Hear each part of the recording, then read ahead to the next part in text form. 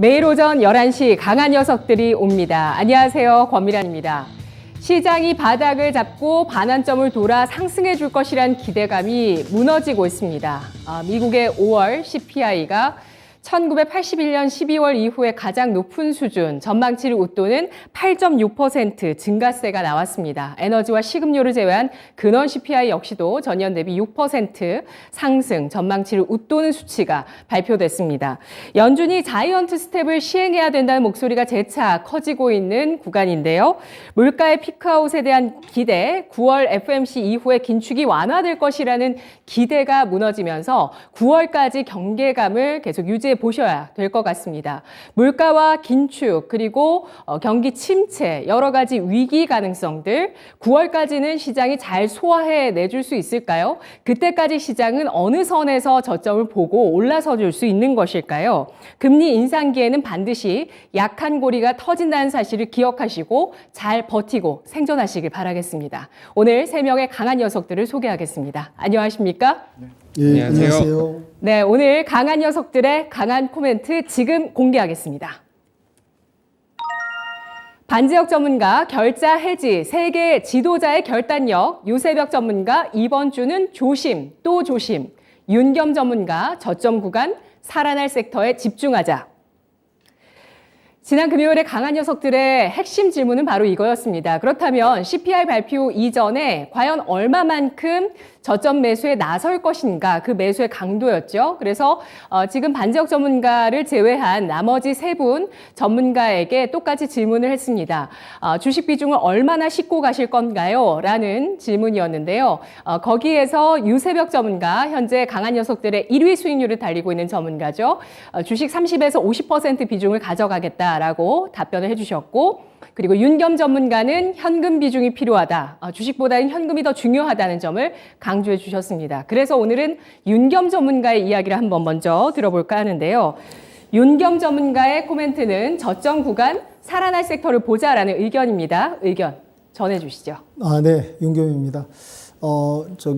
금요일 날 이제 방송을 끝나고 저도 이제 그날 저녁에 미 CPI 지수 발표를 좀 걱정 반 기대 반 하면서 이제 기다렸었는데, 아쉽게도 결과가 참담하게 나오는 바람에 그 여파가 이제 우리나라 국내 증시 연동성, 민감성에 의해서 오늘도 개파락하면서 또 2,500선, 뭐 2,600선은 이미 무너졌고요. 지금 상당히 지금 저점 구간을 좀 달리고 있습니다. 2,524선까지 코스피가 내려온 상황인데, 중요한 건 그겁니다. 지금 이 대형 악재가 이 역사적으로 봤을 때 예전에는 이제 단일 악재로 인해서 한 뭐 3개월에서 6개월 지나가면 이제 바닥 저점을 딛고 일어서는 형태, 그런 패턴을 역사적 통계를 다 볼 수가 있었는데, 뭐 시청자 여러분, 투자자 여러분들 다 아시다시피 지금 트리플 악재 아니겠습니까? 인플레이션에 의한 긴축에 의한 금리 인상, 여기에다가 이제 러우 전쟁에다가 지금 코로나도 완전히 지금 뭐 중국도 지금 봉쇄한다 이런 얘기해서 물류 대란부터 원자재 상승까지 해서 이런 트리플 악재가 완전히 이제 뭉쳐갖고 지금 동시다발적으로 일어나다 보니 예전에 말씀드린 그런 6개월 정도에서 이제 저점을 딛고 일어설 수 있기에는 시간이 좀 더 필요하다. 그래서 제가 이제 예전 시간에도 제가 6월까지 기다려라든지, 제가 엊그저께 금요일 날 사실은 소낙비가 올 땐 좀 피해가자는 방식으로 해서 금요일 날은 좀 현금화해서 월요일 날 좀 눌림목과이라든지, 일단 지표가 또 어떻게 바뀔지 모르니까 또 하루 정도 증시 이틀 정도 쉬고 매매 안 해도 됩니다. 그래서 저는 이제 그렇게 좀 예상을 하고 제 예상이 사실 틀리길 좀 바랬었거든요. 모든 투자자 여러분들 국내 증시 어려운 부분을 위해서. 근데 이제 안타깝게도 상황이 이렇게 지금 급락하다 보니까 저도 좀 마음이 무겁고 말씀드리는데 참 마음이 편치 않다는 말씀 드리고요. 그래서 지금 뭐 소비자 CPI도 급등했고 각종 경제 지표도 미국이 지금 부진합니다. 그러니까 시간이 많이 걸린다는 거죠. 앞으로 이게 단시간 내에 두세 달 안에 해결될 부분이 아니고, 그렇지만은 지금에서 저점 구간에서 이제 분할 매수로 조금씩 접근하는 건 저는 긍정적으로 봅니다. 근데 지금이 어떠한 터닝 포인트라고 해서 지금 공격적으로 매수라든지 접근한 건 좀 아니라고 보고요. 지금 한국 증시가 지금 환율이 1280원까지 또 다시 달러와 강세로 국채 금리가 올라가다 보니까, 그로 인해서 외인 투심, 또 국내 투자자들까지 지금 투심이 지금 약화돼서 새로운 안전한 투자처로 떠나는 상향. 그리고 다행인 게 지금 그래도 국내 정책 기대해 볼 수 있는 게 16일 날 새 정부가 각종 경제 정책을 발표합니다. 지금 이제 어려운 증시하고 경제 상황을 이겨내기 위해서 뭐 각종 세제 지원이라든지 여러 가지 혜택들을 갖다가 카드를 꺼낼 것이라고 하는데 그게 아마 증시에 조금 한 줄기 빛이 아닐까라는 좀 기대감을 해보고요. 변수로는 이제 FOMC 결과가 또 이제 15일부터 14, 15일 이틀간 있죠. 이 결과를 또 이미 시장에 반영됐다고 간과해서는 안 되고요. 지금 어떻게 보면 살 얼음판입니다. 살 얼음판이기 때문에 조금만 충격을 줘도 그걸 민감하게 흡수한다는 거죠. 시장은. 그 부분을 좀 참고하시고요. 15일 날 또 5월 소매 판매가 있고 15일 날 또 중국 5월 산업 생산 소매 판매 중국 지표도 좀 곁들여서 봐야 될 것 같고요. 말씀드린 대로 16일 날 정부 정책을 중요시 해야 되겠다. 이런 부분을 말씀드리고요. 끝으로 제가 그래도 이렇게 어려운 시장에서는 기댈 언덕이 있어야 비빌 수 있다. 그 말이 있지 않습니까? 그래도 이 어려운 장에서 비빌 언덕을 찾아보면은 그래도 정부에서 그래도 조금 힘을 실어주는 정부 정책주, 정부가 제시하는 향후 미래 산업에 그래도 발을 담궈야지 그쪽에 이제 분할 매수 조건으로 들어가다 보면 시간이 흘러서 시간을 먹는 게임을 완료하고 나서는 조금 살아날 수 있지 않을까. 그래도 그래서 관심 섹터로는 내일 이제 15일 날 누리호 발사가 있습니다. 실제 위성을 쏩니다. 그래서 제가 관련주로 세트리가이하고 AP 위성을 좀 더 관심 있게 보고 있고요. 투자자 여러분도 두 종목에 좀 관심 가져주시고 역시 방산 실적주입니다. 이제 방산이 실적주를 보여줄 때가 됐거든요. 휴니드라든지 항공우주에 저는 좀 더 물론 다른 종목들도 있지만은 요 두 종목, 네 종목에 관심을 갖고 있으니까 투자자 여러분들도 이걸 또 관심 있게 보시면서 분할 매수로 접근하시면 낫지 않을까 그렇게 사료됩니다. 네, 누리호 2차 발사 15일 예정되어 있습니다. 제가 금요일에 마지막 질문으로 이게 성공할 것 같냐 실패할 것 같냐라는 질문을 드렸는데 방송 끝나고 나서 PD님에게 하나만한 질문을 했다는 그런 얘기를 들었습니다. 실패할 것 같아도 누가 실패하겠다고 대답을 하겠느냐라고 말씀해 주셨고 또 누가 알겠느냐라는 거죠. 누리호 1차 발사 같은 경우는 예전을 복귀해 봤을 때 윤겸 전문가님 고점이 네. 바로 그 발사 전날에 나왔었죠. 네네. 예, 그걸 노리시고 오늘 누리호 발사 관련주를 사시겠어요? 아니면은 발사 당일에 성공 여부까지 확인하겠다는 관점으로 매수를 하시겠어요? 근데 사실 그때도 이제 앵커님께서 질문 주셔갖고 저희 이제 세 분이 다 이제 어떤 희망적인 그런 의견을 발표했는데 사실 실패 발사는 쏴봐야지 알지 아무도 모르지 않습니까? 그러니까 그걸 갖다가 이제 예측하고 예단하고 들어가기보다는 이런 그 우주 항공주, 방산주는 분할 매수 아주 이제 비중을 좀 아주 보수적인 접근에서 분할 매수로 미리 진입을 해도 네. 시간을 지나면서 회복할 수 있는 그런 주라고 좀 보고 있습니다. 네. 더욱더 보수적인 시각이 강해진다는 걸 확인할 수가 있는 것 같습니다. 살아날 섹터를 적극적으로 사자라기보다는 시장 전체 관점과 마찬가지로 살아날 섹터이더라도 저점 매수를 분할 매수로 조금씩 해 나가야 된다는 의견입니다. 이 누리호 2차 발사를 겨냥해서 종목을 사기보다는 조금씩 이 섹터가 나아진다는 그런 관점, 정책과 실적이 뒷받침된다는 관점에서 중장기적인 관점에 투자를 말씀해 주시는 건데요. 마그마님께서는 누리호 현재 위치에서는 매력이 별로입니다. 라고 의견을 주셨고요.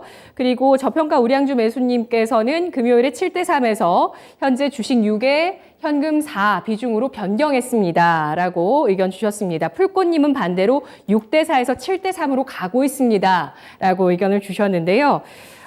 윤겸 전문가, 현재 아직 터닝 포인트가 나오지 않았다는 게 핵심입니다. 아직은 터닝 포인트가 나오지 않았다. 따라서 적극적인 매수를 할 구간이 아니라는 점에서 점진적인 입지 매수는 가능하겠지만 터닝 포인트가 나오기 전까지는 시장을 경계하고 보수적으로 바라봐야 된다는 의견이었습니다. 자, 그러면 나머지 두 분 전문가에게도 의견 확인해 보겠습니다. 현재 밸류에이션에 대해서 우리가 한번 판단을 해보죠. 현재 지수, 경기 침체는 물론 위기까지 다 반영한 국면이라고 생각하시면 초록불 주시고요. 경기 침체 정도는 반영했다라고 생각하시면 노란불 주시고요. 아직도 지수가 조금 비싼 측면이 있다라고 생각하시면 빨간불 주시기 바랍니다.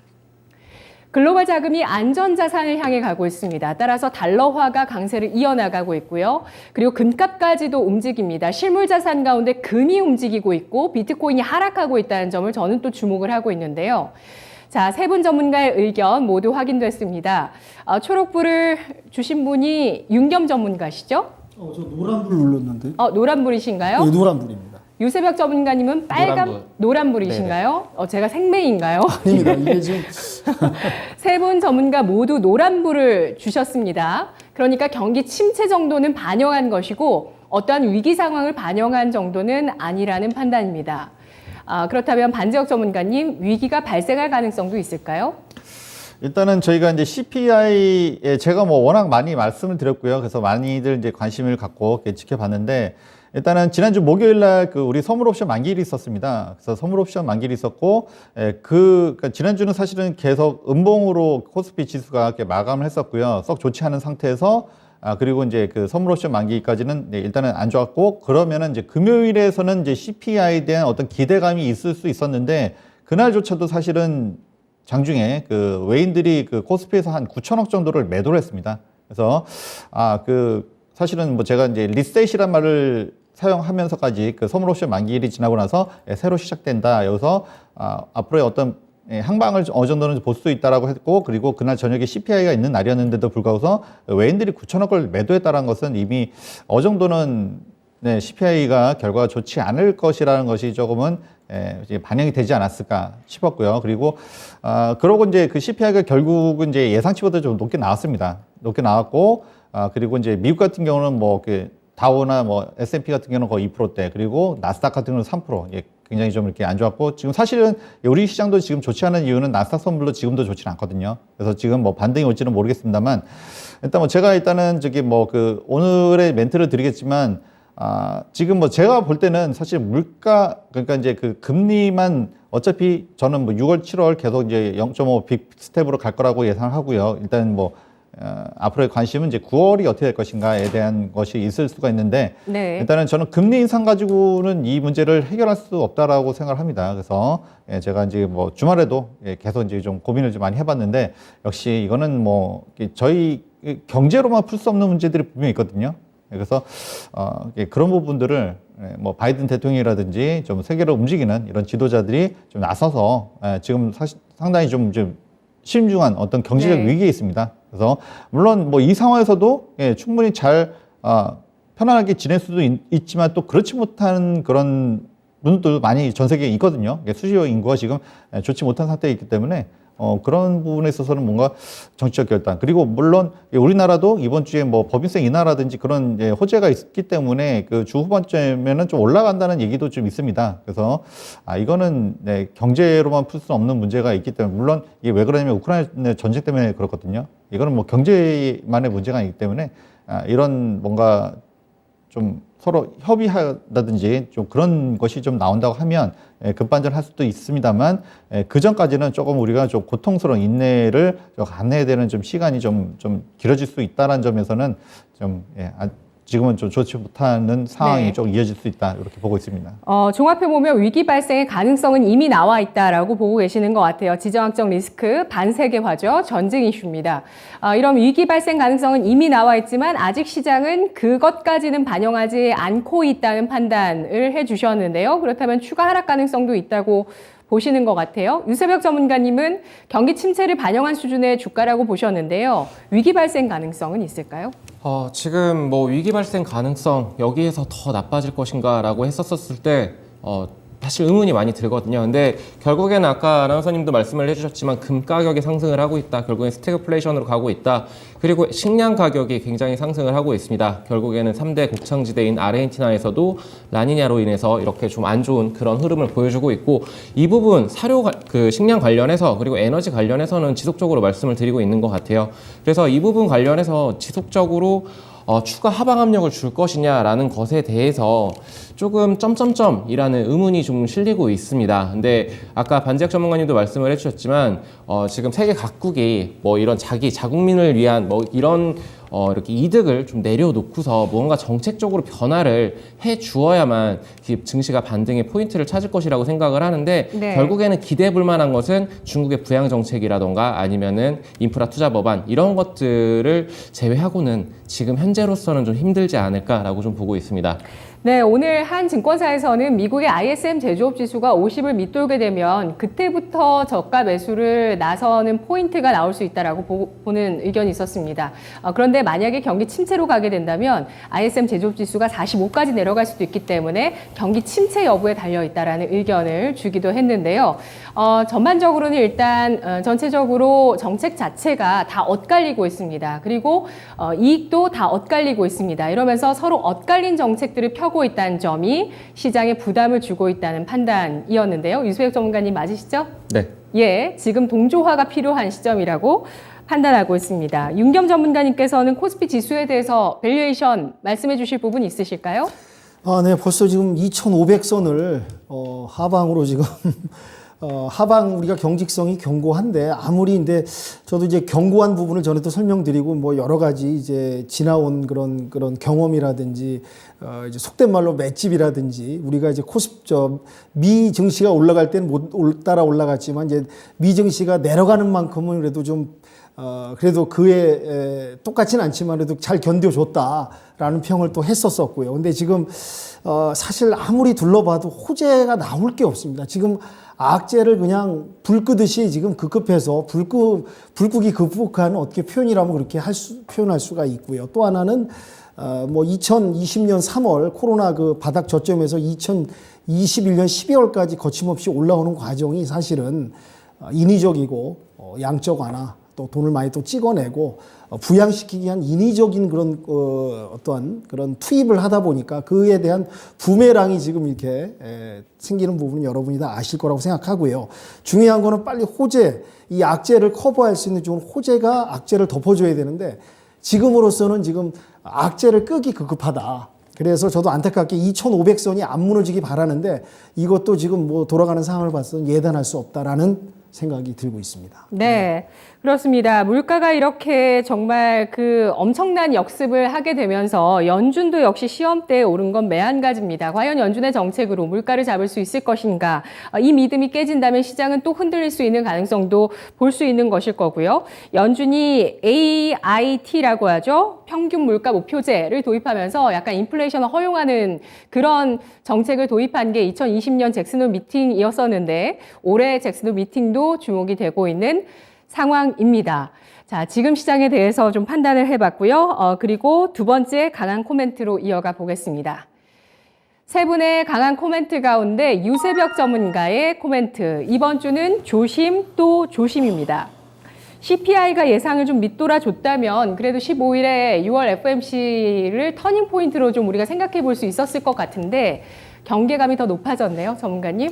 네, 맞습니다. CPI 발표가 8.6, 고작 0.3% 이렇게 더 상승을 한 거 아닌가, 뭐 시장 예상치보다 이렇게 생각을 하실 수도 있어요. 근데 시장에서는 어닝 서프라이즈 혹은 어닝 쇼크 이런 부분들을 좀 반영을 많이 하죠. 그래서 어닝 쇼크가 나왔네 라고 생각을 좀 하시면 되는데 이게 실제적으로는 이제 기대 인플레이션 이 부분이 좀 큰 문제라고 생각을 하고 있습니다. 기대 인플레이션이 이제 앞으로 좀 어떻게 될 것인가 이런 부분들을 반영하는 그런 수치라고 볼 수 있는데 이 수치가 3개월 연속적으로 그렇게 크게 하락해주는 그런 모습이 아닙니다. 결국에는 하방 압력을 지속적으로 받고 있다라고 좀 생각을 하고 있고 특히나 이제 금 가격이 지난 이제 2월 달에 그 우크라 전쟁으로 인해서 크게 상승을 했었는데 그때처럼 다시금 급등하는 이런 모습을 보여주고 있다라는 점은 다시금 스태그플레이션을 우려감을 주고 있다. 이 부분을 말씀을 좀 드리고 싶은데 결국에 이 금리로 인해서 연준에서 무슨 금리를 좀 이렇게 빅스텝이던가 아니면 자이언트 스텝으로 이렇게 올릴 것이냐 이 얘기가 비단 요번만 나온 것이 아니고 5월 11일 날 그때도 나왔었습니다. 그때 어떤 얘기가 나왔었냐 연준 의원들이 차라리 자이언트 스텝을 가자라고 했다가 이제 파월이 눌러버렸죠. 0.5%로 빅스텝으로 충분히 잡을 수 있어 라고 했는데 지금 현재 시장 분위기는 그렇지가 않습니다. 그리고 만약에 0.75를 올린다고 하더라도 지금 당장은 아니에요. 이제 15일 그러니까 이제 목요일이죠. 목요일날 발표가 될 텐데 그때 0.75를 올린다 이런 부분은 아닙니다. 지금 현재로서는. 하지만 그런다고 해서 과연 이 인플레가 잡힐 것인가 국제 유가 뭐 이런 WTI도 이런 것도 문제가 될 것이고, 그리고 식량 가격, 근원 물가 지수가, 다만 여기에서 근원 물가 지수가 식량과 그리고 에너지 가격을 제외한 근원 물가 지수가 3개월 연속적으로 조금 하락을 했다. 뭐 시장 예상치보다는 좀 높았지만 이 부분은 좀 참고가 될 수는 있겠지만, 그럼에도 저는 지금 현 시점에서는 예전 과거 사례들을 비추어 봤었을 때 쉽게 잡히지는 못할 것이다. 그렇기 때문에 이 통화 정책 여기에 너무 기대를 하기보다는 FOMC 회의 결과 좀 관망하면서 여기에서 이제 빅 스텝을 갈지 아니면 또 자이언트 스텝 발언이 무언가 나올지, 이런 부분들을 좀 집중을 해야 되는 그런 시점이기 때문에 조심을 해야 되는 그런 시기다라고 말씀을 드리고 싶고, 그리고 이제 그 미국에서 그 금요일이면은 선호 만기가 있죠. 이런 부분들도 좀 부담스러운 작용으로 할 것이고,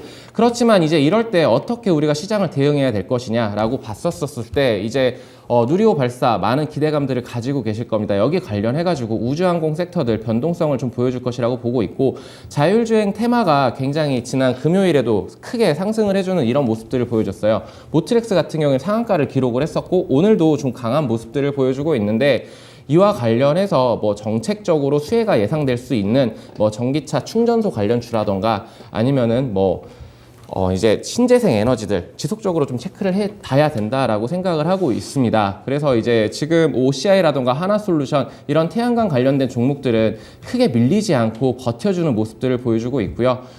그리고 이제 사료 관련주들 굉장히 극심한 변동성을 보여주고 있습니다.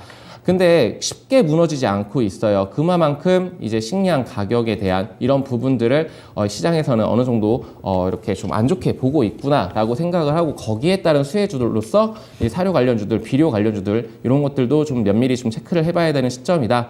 하지만 이건 장기 투자의 관점은 아니고 결국에는 지금은 트레이딩 관점으로 좀 접근을 해야 되고, 그래서 아까 주식 비중 30에서 50% 이렇게 제시를 지난주에도 말씀을 드렸던 거는 결국에는 실적 뒷받침이 되는 그런 종목들을 좀 계속적으로 보자라고 말씀을 드리고 있습니다. 그래서 지금 여기에서 이제 조심을 해야 되는 부분은 손쉽게 손절을 해서 다른 종목으로 가는 종목들을 올라탄다거나 이런 거는 무조건 피하셔야 된다. 왜냐하면 네. 확실한 손절을 만약에 이제 수익으로 이렇게 상회를 시킬 수 있다라는 확신이 있다라면 그렇게 해도 되겠지만, 저는 지금 현 시점은 조심을 해야 되는 구간이다라고 말씀을 좀 드리겠습니다. 알겠습니다.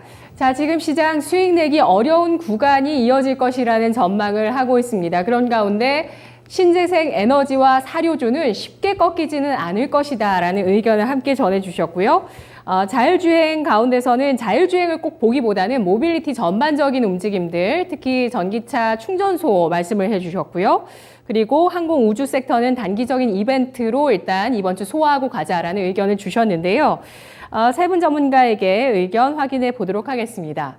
지금 우리 채팅창에 이 의견이 눈에 띕니다. 사쿠라님께서 지수라는 명찰을 가리고 그냥 차트만 놓고 봤을 때 저거는 폭락 차트이지 저점이란 것을 논할 자리가 아닙니다. 라는 의견을 주셨고요.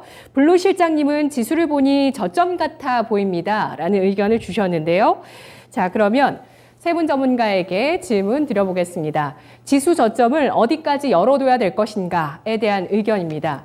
2,500이라고 생각하시면 초록불, 2,400이라고 생각하시면 노란불, 2,300 그 이하라고 생각하시면 빨간불 주시기 바랍니다. 2,500선, 지금 머지않은 그 선이라고 생각하시면 바닥이 초록불이고요. 그리고 2,400선은 노란불, 2,300선 이하는 빨간불입니다. 윤겸 전문가가 노란불인가요? 예. 그리고 유세벽 전문가는 노란불입니다. 반재혁 전문가가 초록불을 주셨는데요. 2,500선이 바닥이 될 거라고요. 네, 지금 그렇지 않아도 지금 이제 지수를 아까 이제 보면서 뭐 일단은 원래는 주봉상 좀 바닥을 좀 지지해 주었으면 했는데, 사실은 이제 그 121선이 뚫렸어요. 이제 그러고 나서 결국에는 우리가 이제 마지막으로 볼 수 있는 게 월봉인데, 월봉 차트로 보면 사실 여기까지 오기를 바라진 않았는데 사실은 2,500선까지 거의 다 왔습니다. 그리고 지금 오늘이 2,523, 20포인트 조금 위에 있는데요. 예, 지금 뭐 월봉상 지금 이제 61선까지 지금 내려와 있고, 사실은 이제 여러분 제가 뭐 긍정적인 말씀 많이 드리고 있지만 2,500원 솔직히 좀 물론 지금 매크로 환경은 썩 좋지 못합니다. 그렇지만 2,500원 좀 많이 좀 과하다라는 좀 생각을 하고 있고요. 물론 여기서 더 악재가 나올 것이냐 사실 그렇게 나올 악재는 많지 않다고 봅니다. 물론 지금 시장이 너무나 불안하고 안 좋은 것은 맞습니다만 저는 여기가 2,500이 그러니까 월봉상 60일선이 최후의 보루다. 지금 만약에 60일선을 깬다라고 하면 그때는 정말로 이제 좀 공격적으로 좀 매수에 현금을 가지고 계신 분들도 일단은 안정적인 종목으로 들어오시는 게 맞지 않나 이렇게 싶습니다. 물론 단기간에 풀린다는 얘기는 아닙니다만 그렇지만 이 정도는 충분히 지지해 줄 수 있다라고 보고 있습니다. 네, 코스피 2,400선이라면 PER 10배, PBR 1배를 아주 확실하게 밑도는 국면이라고 볼 수 있거든요. 위기 순간에 PBR 1배를 밑돌게 됩니다. 현재 평균적으로는 뭐 10배에서 13배 정도 코스피 밸류에이션이 움직인다라고 이야기들을 하는데 위기 국면을 반영하는 지수대 움직임까지 보시네요. 윤겸 전문가님. 네, 제가 그 주식 관련한 영화 중에서 본 영화 중에서 기억나는 영화가 있습니다. 보셨으리라 생각되는데 작전이라는 영화가 있거든요. 거기에 이제 나오는 대사 중에 작전 세력들이 하는 말이 있습니다. 바닥인 줄 알고 덤비는 사람들 곧 지하실 구경을 하게 될 것이다. 이런 이제 거기서 나오는 이제 그 멘트 대사인데요. 저는 왜 이 용어를 인용하고 싶냐면은 사실 이제 그 지금 2,520선까지 지금 내려온 상황인데 물론 2,500선도 사실 위태위태합니다. 그러면 좀만 더 무너진다면 이제 2,400까지도 여러 가지 말씀드린 대로 지금 호재가 보이지 않는 시장이다 보고 또 악재를 갖다가 불 끄기 급급한 시장이다 보니까 2,500을 내려와서 2,400까지도 갈 수 있다는 가능성을 열어놔야 된다는 얘기죠. 근데 무슨 얘기냐? 꼭 저는 지수에 연연하지 마시고 저는 시장은 대응이라고 생각합니다. 그 지수 그 시장에 맞게 어떻게 저점과 고점을 갖다 딱 쪽집게처럼 뽑아서 예단할 수 있겠습니까? 그 지금 뭐 내려가는 상황에는 또 그 내려가는 상황에 맞게 제가 말씀드린 대로 이제 저의 생각인데 뭐 정책주라든지 기댈 수 있는 언덕 결국엔 물리더라도 시간이 지나서 회복해서 살아날 수 있는 그런 섹터 종목에 접근해야 된다. 그런 것들이 바로 시장을 대응이다. 대응의 영역이다. 라고 생각하고 2,500선도 지금 좀 위태롭지 않는가 그런 선에서 말씀드리겠습니다. 네. 네. 유세벽 전문가님 2,400까지도 보신다고요? 저는 2,450포인트까지 보고 있습니다. 2,450포인트가 지지 라인이기도 하고 그리고 지금 많은 부분들 선반영 돼 주었다라고 생각을 하고 있고 그리고 이제 추가적인 하방 압력은 이제 환율의 상승 1,280원을 돌파를 했다. 1,300원까지 가고 있다. 강달러 기준은 계속적으로 유지가 될 것이라고 좀 생각은 하고 있어요. 그리고 이제 일본에서 통화 정책 나오는데 얘네들은 지금 뭐 이렇게 크게 금리를 뭐 이렇게 올린다던가 이런 분위기는 아니거든요. 그렇기 때문에 엔화의 약세 이런 부분들이 좀 부담 요인으로 돼서 2,450포인트까지는 밀릴 수도 있다라고 생각은 하고 있습니다만 저는 지금 현 시점 숲을 보기보다는 나무를 봐야 된다라고 생각을 좀 하고 있습니다. 그래서 테마 혹은 개별 종목 이슈 그러니까 즉 계속적으로 똑같은 말만 계속 하고 있는데 그렇게 좀 투자를 해야 되는 시점이다. 그리고 이렇게 좀 안 좋은 소리일 수도 있겠지만 주식은 또 물리면서 배운다라는 말도 있거든요. 근데 지금은 좀 버티는 구간이다라고 생각을 하시면서 좀 여유를 가지시기를 바랍니다. 네. 신재생 에너지 사료주 계속적인 쉽게 꺾이지 않을 것이라는 계속적인 관심 말씀 앞서서 해주셨죠. 자, 이렇게 해서 반재혁 전문가는 코스피 월봉상 60일선의 지지력 그리고 유세벽 전문가는 2,450선에 대한 지지력 말씀해 주셨고 윤겸 전문가는 지하실 말씀해 주셨습니다. 마지막으로 강한 코멘트 세 번째는 바로 반재혁 전문가 결자 해지 세계 지도자의 결단력인데요. 그동안 많이 강조해 주셨던 내용인데 오늘은 아예 코멘트로 나왔습니다. 내용 알아볼까요? 네, 뭐 중간중간에 많이 말씀드렸고요. 이것은 이제 그 뭐 FOMC도 중요하고 이제 금리 정책도 다 중요하지만 사실 뭐 금리 정책으로 다 해결될 수 있는 문제는 아니라고 봅니다. 왜냐하면 이번에 그 CPI가 8.6%인데 원래는 이제 예상치는 그러니까 이제 사람들이 원했던 것은 이제 8점 초반대, 8.1, 8.2, 8.3 정도 나왔으면 좋겠다라고 기대를 했습니다. 근데 제가 말씀드렸다시피 금요일도 저희 시장이 그 선물옵션 만기일이 지난 바로 다음 날인데도 불구하고 외인들이 9천억을 매도했다는 자체가 이미 뭔가 좀 전조가 좋지 않았다. 이미 어느 정도는 알고는 있었지 않을까 이런 이제 생각을 하게 됐고요. 그리고 결과도 사실은 이제 예상보다 좀 상회했습니다. 그리고 약간 쇼크가 왔죠. 그래서 나스닥, 미국 시장이 굉장히 좋지 못했고, 그리고 우리나라도 지금 반영이 되고 있습니다.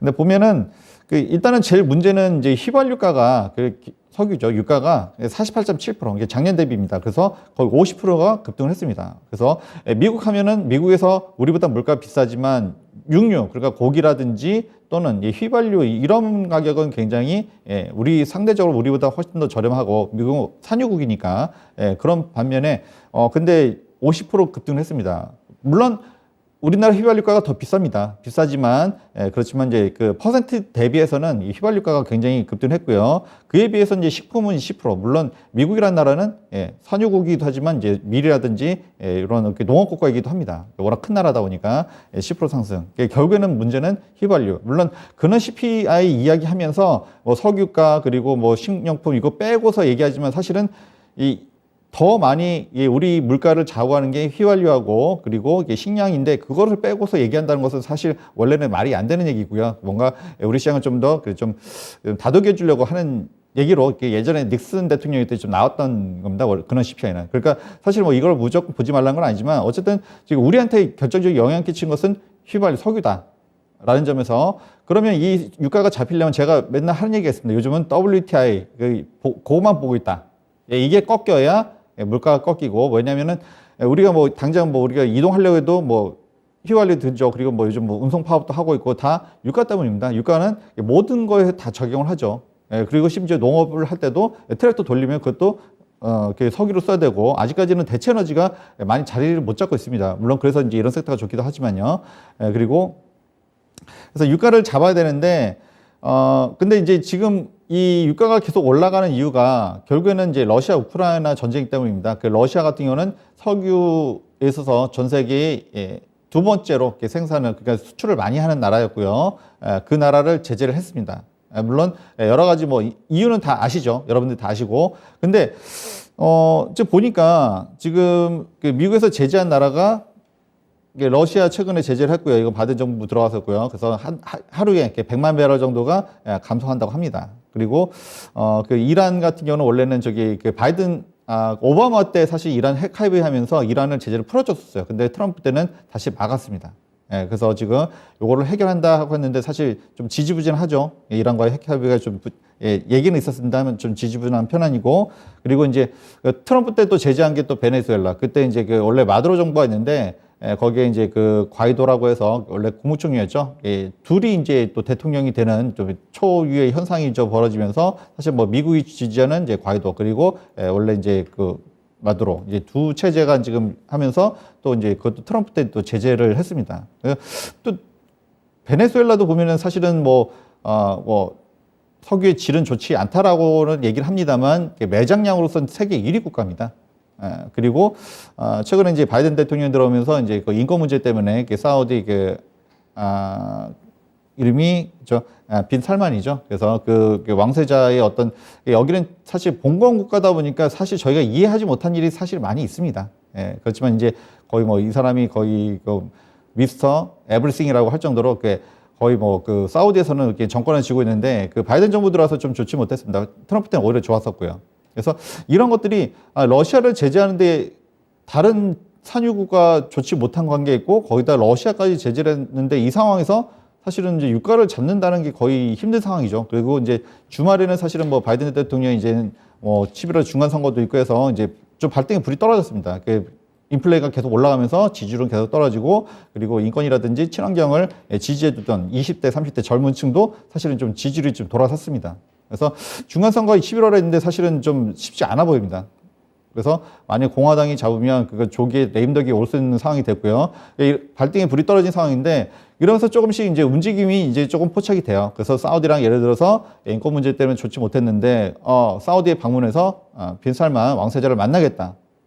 이제 그런 이야기가 나오고 그러면서 지금 뭐 오펙 플러스에도 사실은 좀 냉담했는데 그 오펙 플러스도 사실 뭐 미국 위주라기보다는 이렇게 러시아와 약간 이제 발을 걸치고 있는 좀 상황인 것 같아요 보니까 그 상황에서 오펙 플러스가 이제 그 바이든 대통령이 좀 그 빈살만 왕세자를 인정해주는 좀 그런 분위기로 가면서 좀 분위기가 조금 좀 나아졌죠. 그러면서 증산을 좀 했습니다. 그러면서 하루에 지금 증산량이 64만 8천 배럴. 그러니까 러시아를 제재하면서 한 것도 좀 모자라요. 모자란 상황이고, 그리고 이제 사실은 이제 지금 그럼에도 불구하고 유가가 잡히지 않는 이유가 그 7, 8월 이제 이런 때는 뭐 미국에서는 드라이빙 시즌이라 해서 석유를 좀 미국이 석유도 많이 생산하지만 또 많이 소비도 합니다. 그래서 그 재고량이 좀 많이 좀 내려갔다. 그리고 중국이 다시 경기를 재개하면서 석유가 많이 필요할 것이다. 이제 이런 얘기가 있는데, 뭐 사실 뭐 중국 같은 경우는 이제 러시아 밀거래를 통해서 그냥 30% 다운된 가격에 사오고 있습니다, 현재.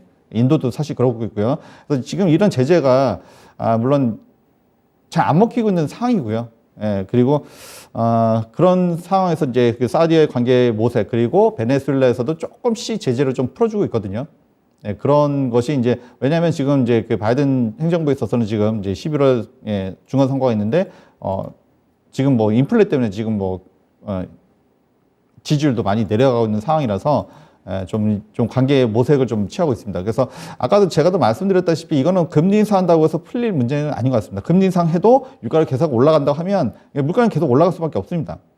결국에는 바이든의 어떤 정치적 결단, 물론 평상시에 말했던 어떤 인권 문제하고는 반할 수도 있습니다.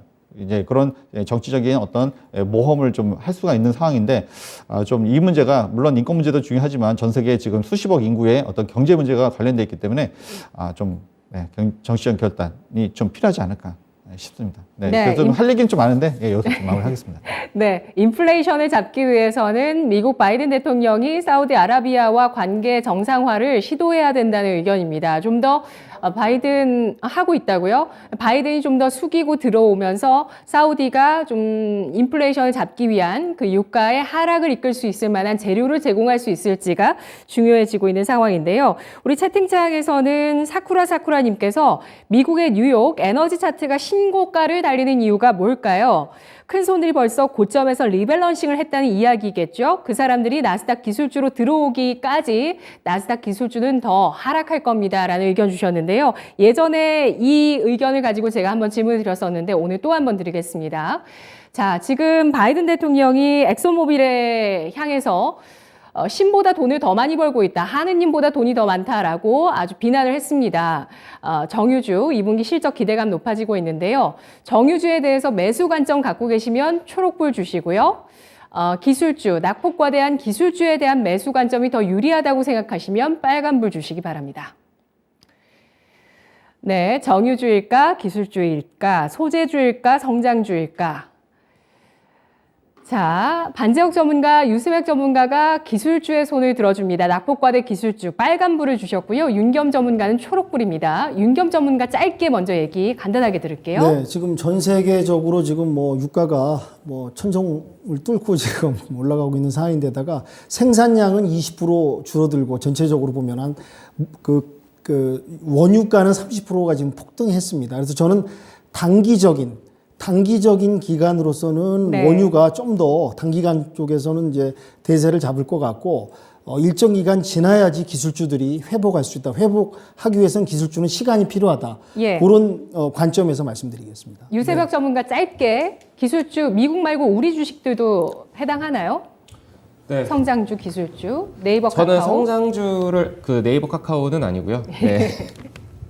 성장주를 좀 눈여겨봐야 된다. 저점 구간에 많이 접어들었고 뭐 메타버스라던가 이런 쪽 VFX 뭐 이런 종목들, 덱스터 같은 이런 종목들 지금 상당히 많이 내려와 있습니다. 그리고 S-OIL이라던가 아니면 GS, SK 이노베이션 뭐 이런 종목들은 지금 상당히 치고 나가고 있습니다. 지금 야수의 심장을 가지셨다면 뭐 이렇게 같이 따라가셔도 되겠지만 저는 다소 부담스럽지 않나라고 좀 생각을 하고 있습니다. 네, 알겠습니다. 기술주, 성장주 가운데서 낙폭 과대한 쪽에서 VFX 등에 대해서 언급을 해주셨는데요. 자, 시간이 여기까지네요. 여기까지 마무리하고 에그플레이션 질문을 좀 드리고 싶었는데 나중에 시간 남으면 하겠습니다. 이어서 강한 녀석들의 추천주 동향 체크를 해볼까요? 박예린 캐스터입니다. 네, 강한 녀석들의 강할 녀석들 체크해 보도록 하겠습니다. 매일 오전 11시 강한 녀석들에서는 이 전문가 중에서 두 자릿수의 수익률을 달성한 전문가에게 이 토마토 티켓을 드리고 있는데요. 이에 따라 현재 티켓 획득 현황을 정리해 보도록 하겠습니다. 현재까지 유세배학 전문가가 티켓 5개로 단독 선두를 달리고 있습니다. 총 5장의 티켓으로 앞서 나가고 있고요. 이어서 이정호 전문가와 윤겸 전문가가 각각 3개로 뒤이어서 이어나가고 있습니다. 마지막으로 반재혁 전문가 티켓 2개로 함께 하고 있는데요. 이렇게 매일 다른 종목들로 추천주를 제시하고 있기 때문에 각기 다른 종목들의 흐름이 어떻게 흘러가고 있는지, 그리고 또 어떤 전문가가 가장 많은 종목으로 수익을 받아가고 있는지도 확인하시는 게 저희 방송 즐기시는 또 다른 관전 포인트가 될 것 같습니다. 오늘 미국의 소비자 물가지수 급등 영향으로 양시장이 계속해서 하락세를 이어오고 있습니다. 코스피 시장에서는 전업종의 하락세가 이어지고 있는 가운데 좀처럼 상승 곡선을 나타내는 종목들을 찾기가 어렵습니다. 그럼에도 불구하고 오늘 강한 녀석들에서는 이 시청자 여러분의 계좌의 하락장 속에서도 빨갛게 물들일 수 있는 종목들 가져와 주신다고 하니까요. 지금부터 만나보도록 하겠습니다. 강한 녀석들 오늘 오전장 끝나기 전에 살펴봐야 할 종목으로 추천주 전해드립니다. 보시죠. 먼저 반재혁 전문가 대주전자재료를 제시했고요. 유세벽 전문가 동국 SNC, 윤겸 전문가 세트레가입니다. 네, 전문가 이름 오타가 하나 나왔네요. 이정호 전문가 오늘 안 나오셨고요. 자, 그러면 반재혁 전문가 대주전자재료 먼저 한번 살펴보겠습니다. 지금 우리 채팅창에서도 LG이노텍이 가장 먼저 돌고 있네요 라고 허생님께서 글을 주셨는데 저는 에코프로 BM을 보고 있었습니다. 역시 이 종목도 돌아 나오고 있고요. 배터리 관련한 종목 가운데서 대주전자재료를 보시는 것 같은데요. 반재혁 전문가님. 네, 오늘 뭐 장이 참 좋지 못합니다. 이럴 때 뭐 많은, 제가 예전에도 뭐 파란 바다를 보고 있다라고 이렇게 뭐 농담삼아 말을 하고 있는데요. 근데 이 중에서도 보면 올라온 종목들이 있습니다. 역시 제가 그래도 올해 무슨 일이 있어도 올라가는 섹터는 역시 2차 전지다라고 말씀드렸고요. 제가 뭐 대마불사, 그래서 뭐 물론 예, 뭐 항상 주식은 이제 타이밍입니다. 그래서 언제 사고 언제 파느냐가 이제 중요한데 지금 네, 아까 우리 앵커님께서도 말씀하셨다시피 에코프로 BM이라든지 LNF라든지 또는 이런 종목들이 2차 전지 양극재 종목들이 사실은 오늘 빨간불을 좀 켜고 있는 게 좀 보실 거예요. 그래서 역시 2차 전지는 그래도 만약에 주가가 좀 빠지면 다시 봐야 되지 않나 이렇게 좀 생각을 하고 있고요. 예, 왜냐면은 이제 뭐 아무리 보수적으로 잡아도 연평균 20% 이상 성장합니다. 물론 지금 물가 때문에 걱정이 많고 진짜 모든 게 지금 종목이 안 좋습니다만 이 와중에서도 올라온다는 것은 그만큼 강하다는 의미고요. 그런데 대주전자 재료는 이제 말 그대로 이름이 전자재료죠. 전자재료를 만드는 이런 회사인데 여기는 이제 MLCC라고 해서 이제 삼성전기로 제일 MLCC 제일 유명하죠. 이제 여기에다가 MLCC에다가 전도성 페이스트 요것을 납품합니다. 그래서 굉장히 좀 안정적인 그런 어떤 캐시카우를 마련하고 있고요. 그리고 우리가 대주전자 재료 같으면은 이제 2차 전지 종목으로 많이 알고 있는데 여기서는 이렇게 나노 신소재, 나노 재료해서 실리콘 응극재, 실리콘은 보통 여기서는 응극재로 많이 사용이 됩니다. 그래서 이 전체적으로 봤을 때는 MLCC에 대한 이름이 좀 어렵는데 정도성 페이스트가 많은 부분을 차지하고 있지만 점차적으로 이제 응극재, 실리콘, 응극재가 점점 이제 많이 비중이 올라오고 있습니다. 그리고 또 하나 이제 우리가 사실은 잘 모르고 있는데 태양전지 페이스트도 태양전지 요즘 굉장히 좀 뜨거웠지 않습니까? 근데 우리가 사실 뭐 대주전자 재료 같은 경우는 MLCC 뭐 많이 공부하신 분들은 MLCC 정도는 아실 거고, 그리고 최근에는 워낙 2차 전지 응극재로 많이 알려져 있는 종목이기도 하고요. 근데 거기에다가 추가로 사실은 이제 요즘 제일 핫한 또 태양광, 이쪽에도 페이스트. 페이스트 같은 경우는 사실은 이제 반죽처럼 되어 있는 겁니다. 그것을 이제 좀 첨가하는 건데, 이런 재료들을 만들어서 납품하는 회사이고요. 일단은 뭐 MLCC 하면은 여러분들 뭐 삼성전기 굉장히, 이쪽은 이제 굉장히 안정적인 뭔가 매출을 가져올 수 있는 회사이고, 그리고 2차 전지는 계속 성장하는 섹터이고, 그리고 최근에 태양광전지, 굉장히 이쪽도 핫한데, 태양광전지는 하나솔루션이나 하나큐셀에다 납품하고 있습니다. 그래서, 그리고 이제 주가를 이제 지금 현재 보면요, 지금 거의 뭐 쌍바닥 지금 내려오고 있습니다. 사실 뭐 지난주 금요일에는 사실 2%대 반등이 좀 나왔다가 오늘 시장이 안 좋아서 양극재, 그러니까 LNF라든지 에코프로비엠들은 좀 올라가고 있는데 지금 대주전자 재료는 음극재는 좀 내려오고 있습니다. 지금 현재 대부분은 우리가 2차 전지하면 양극재로 우선 많이 선호하기 때문에 좀 내려오고 있고요. 지금 현재도 뭐 4.8% 수준이 많이 빠졌습니다. 원래는 제가 매수가를 81,000원으로 잡고 왔었는데 그 사이에도 많이 내렸거든요. 그래서 지금 뭐 79,000 현재가로 해서 매수가로 보고 그다음에 목표가를 10만 원 보시면 좋을 것 같습니다. 그리고 손절가는 좀 내렸으니까 76,000원 정도로 보시고, 그래서 지금 그래도 시장이 안 좋고 제가 아까 그 월봉상 코스피 월봉상 2,500, 그러니까 2,500 정확히 보면 사실 2,500보다 좀 더 아래에 있긴 합니다. 그렇긴 하지만 어쨌든 지금 이 정도에서는 그래도 분할 매수 차원에서 접근하시면 나쁘지 않다. 그리고 2차 전지 섹터는 올해 아무리 시장이 안 좋고 경기 침체가 와도 보수적으로 잡아도 20% 이상 상승하는 섹터이기 때문에 역시 이렇게 좀 일단은 뭐 저한테는 일단은 좀 분할 매수 차원이긴 합니다만 좀 매력적인 가격대로 왔다 이렇게 보입니다. 네. 네. 주식심화론에서 제가 지난주 금요일에 에베스트 투자증권 이한나 연구원을 만났는데요. 배터리를 담당하고 있는 연구원입니다. 양극재 너무 많이 올랐다는 의견, 이 연구원도 함께 제시를 했고요. 하지만 아예 대주전자재료 같은 고 PER주를 봐도 괜찮겠다라는 의견도 줬었거든요. 물론 조정 이후에 가격 매력이 있을 때, 조금은 시장이 안정됐을 때라고 전제 조건을 주긴 했지만요. 대주전자재료 PER은 높습니다만 실적이 돌아서고 있는 종목이라고 합니다. 태양광 페이스트는 국내 1위, 점유율 100%까지나 보유를 하고 있고요. 전도성 페이스트, MLCC 페이스트뿐만 아니라 2차 전지, 음극재까지 생산하는 기업, 매수가는 81,000원, 목표가는 10만 원, 손절가는 77,000원을 제시했습니다.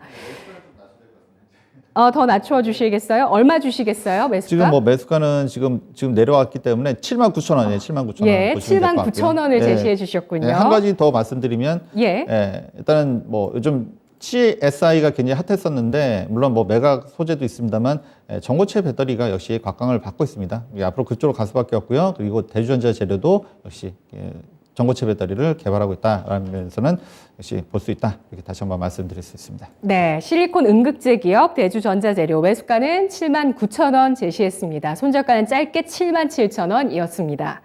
이어서 윤겸 전문가의 세트레가이를 볼게요. 이번 주에 아무래도 많은 분들께서 또 이 종목을 어떻게 매매할지 궁금하실 것 같은데 투자 포인트 말씀해 주시죠. 네. 오늘 저는 코멘트하고 시황 말씀드릴 때 이제 우주 항공 관련해서 세트리가이를 제가 먼저 언급을 해드렸습니다.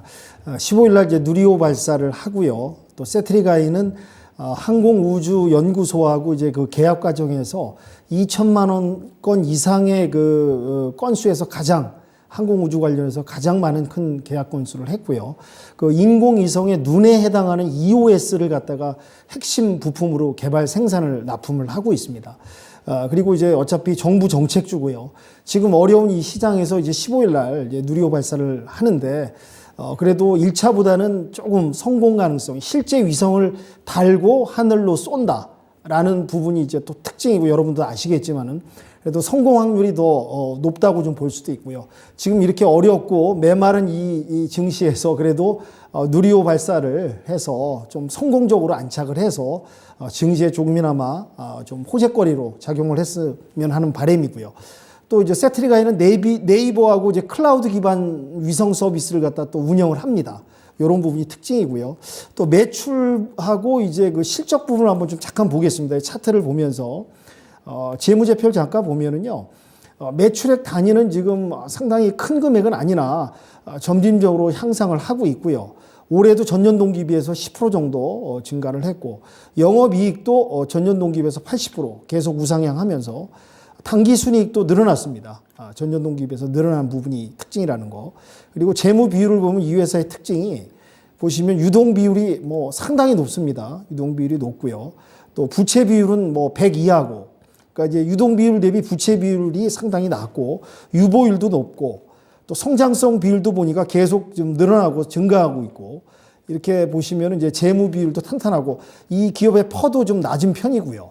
그래서 전반적으로 이제 재무제표하고 재무 비율은 탄탄하고 재무 비율은 저는 이제 별 5개면 한 4개 이상을 주고 싶은 기업이고요. 앞으로 이제 누리호가 성공 안착만 하고 또 호재가 되고 어차피 정부 정책 주고 미래로 나가는 산업이다 보니까 점진적으로 분할 매수로 접근하시면 문제가 없지 않을까 생각하고요. 진입은 현재가에서 진입을 해야겠죠. 예.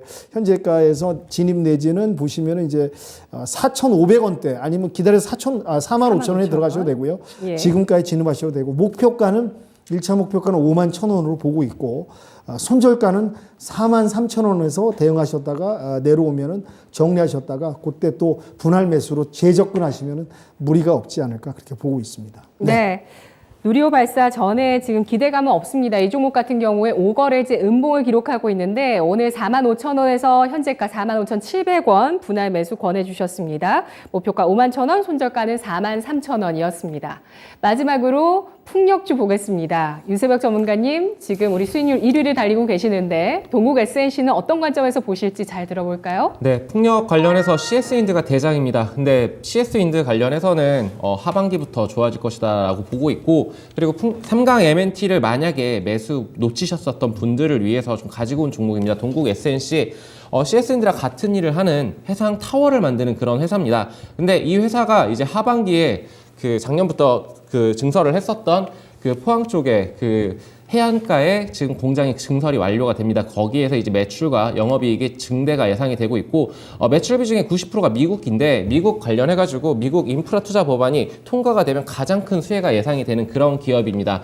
결국에는 실적이 뒷받침돼 줄 종목이라고 보고 있고, 그리고 아까 지금 이렇게 오면서 봤었었는데 동국 SNC 같은 경우에는 5,800원대에 이렇게 주가가 형성을 하고 있어서 괜찮네라고 생각을 했는데 갑자기 6,000원까지 올라왔지만 저는 목표가는 6,800원까지 보겠고요. 그리고 손절가는 5,300원 제시를 하도록 하겠습니다. 네, 안타깝네요. 개장 초에 봤으면 더 좋았을 것 같은데 일단 그래도 6,000원도 부담 없다는 관점입니다. 6,060원 매수가 현재가 제시하고 있고요. 목표가는 6,800원, 손절가는 5,000원을 제시했습니다.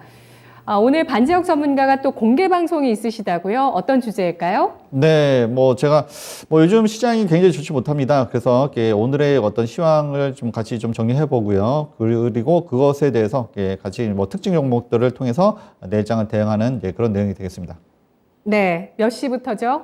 네, 5시부터 6시 또는 6시 반까지 가능합니다. 알겠습니다. 반재혁 전문가가 오늘 오후 5시부터 1시간 혹은 그 이상으로 오늘 시황과 내일장의 대응 전략에 대해서 말씀드립니다. 장에 대한 복귀를 참 잘 해야지 이게 또 전략이 되거든요. 오늘 함께 오늘장 복귀를 반재혁 전문가와 해보시죠. 오늘 세 분의 강한 녀석들이었습니다. 고맙습니다. 지금까지 투자 판단에 도움드릴 수 있는 내용들 확인해봤습니다. 다만 주가의 상승과 하락을 보장하지 않는다는 점 유의하시면서 투자하시기 바라겠습니다. 오늘 정말 아찔했던 순간을 지나서 그래도 아랫꼬리를 좀 달고 있는데 낙폭이 좀처럼 크게 줄지는 못합니다. 오후장까지 대비 잘하십시오. 고맙습니다.